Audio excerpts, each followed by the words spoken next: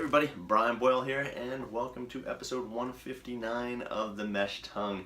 It is a Sunday, and we have been taking it easy. My wife had ankle reconstruction surgery last Thursday, so I've been trying to help her, playing the role of nurse, husband, physical therapist, all the above. She's non-weight bearing. She's doing better, so I appreciate all the thoughts and support, but we've just been taking it easy this weekend. So any big plans for you? Having a good day, hopefully, and yeah, that's all I got. So I appreciate the comments and the questions that you keep sending to me. Brian, BRIAN, at company, that's the company spelled out, 5K, it's the number 5K.com. If you've got questions or comments and you haven't been sending them to me, please send them to me. It takes about 24 hours for me to get back to you. That's pretty typical. And I'm always happy to help. So please send those to me.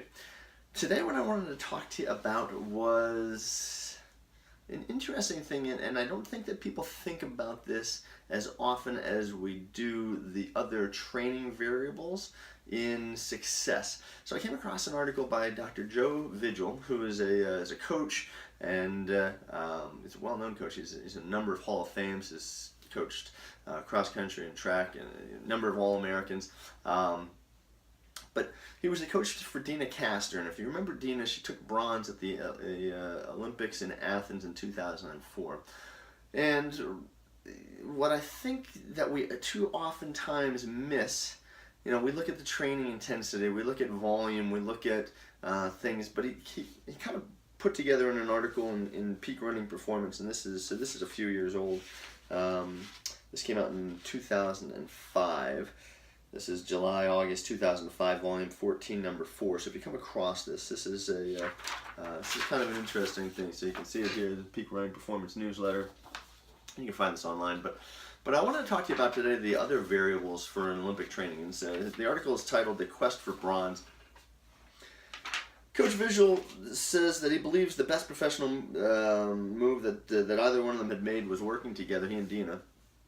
But he says that, as with all members of Team Running USA, they require their athletes to strive, and this is, I think, 7 things, for 7 different things. Okay? One is to improve personal relationships. And I'll go through these real quick, and then I'll kind of highlight them, as we go through. Number 2 is improve achievement motivation.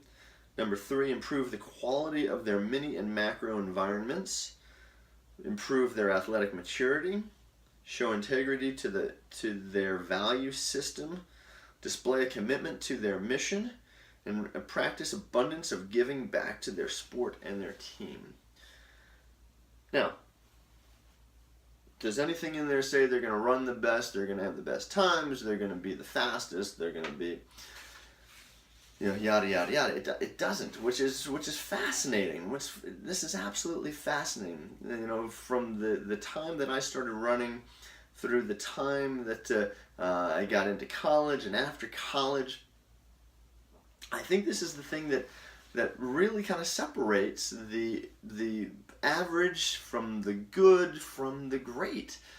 If you were to adapt these necessary qualities for success and put them into your own life, how good could you be?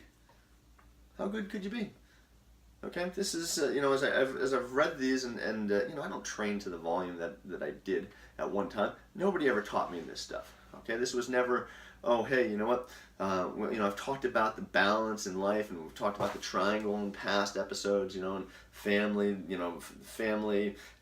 God, and work or running, that triangle. You can put any of those numbers of things in. Yeah, that's great, but never to the depths of this. Okay, improve personal relationships. Well, why is that so important? Well, again, if you don't have the support of your family, if you don't have the support of your friends, your training partners, all right, you're just out there running. Your head's not going to be in it. Okay, if they're not supporting you 100%, if they're not saying, hey, you know what, you can do this.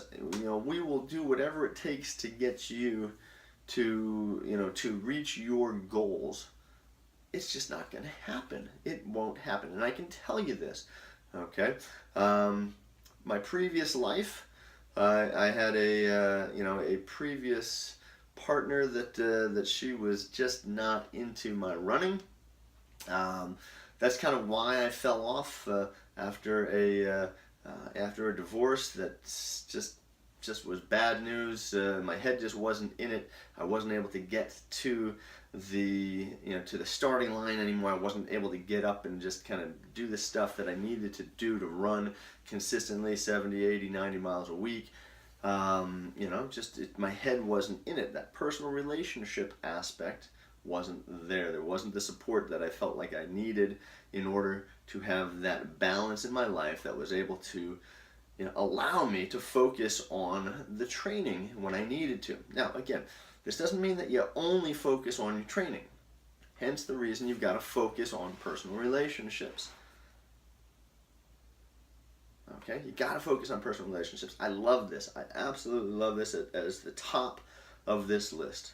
Okay, improve achievement motivation. Well, your motivation to achieve, if you're not motivated to achieve, if you're just wanting to go out and just like, well, let's see how I do.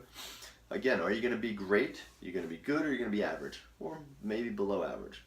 Again, you got to improve that achievement motivation. Improve the quality of their mini and macro environments. Again, we're talking about mini and macro, or micro and macro. We're talking about the cycles. Okay, so this was with Dina. I mean, it was an 8-year period that they talk about that she had 40,000 miles. 40,000 miles in an 8-year period. Okay, so each one of those years would be considered kind of that micro cycle. And that 8-year period leading up to the Olympics, where she ended up getting a bronze, all right, was the macro. So they were looking at, hey, how do we change this so that you can tolerate this buildup of intensity? Because she was great in high school, subpar in college, nothing great, and then superb as a professional. Okay, but it was that 8-year building block, that time frame, that they were able to change the environment, change the different things. It was not look at, hey, how can I be my best right now? How can I achieve greatness later? Okay, you can ask yourself the same question. How can you achieve greatness later?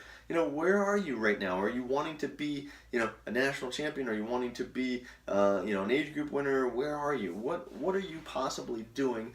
Can you look out and take that long-term approach versus how am I going to be good today or tomorrow? All right. Improve their athletic maturity. Well, that athletic maturity comes along with these mini or micro and macro environments. Okay, your athletic maturity. What is that? That is when we think about most distance runners don't start peaking until their late 20s, early 30s, maybe even a little bit later. Okay, so how do we improve that athletic maturity? It doesn't necessarily have to do with always chronological age per se. However, it can. Sometimes it has to do with how do we improve our body's tolerance to the training cycle. Can you get through 15, 18, 24 months without being injured? That's a tough one. I mean, this is the whole point of this Run Painless cycle, or the whole Run Painless website and the Mesh Tongue was to keep you injury-free. Are you injury-free? Or are you constantly battling with this injury? Are you constantly just fluctuating, not necessarily having a plan? How do you increase your athletic maturity? Show integrity to their value system. Again, your values, you've got to value, what you value, okay? But that integrity, that, kind of doing what you're supposed to do, and and upholding your own value system. Because again, if you're out of balance, if you're not holding true to what you know to be true to you, again, it's just not going to work. It's not going to work. You'll never achieve greatness. Display a commitment to their mission, and then also practice abundance by giving back to their sport and to their team. Okay, so it's not always about us. The mission is whatever it may be.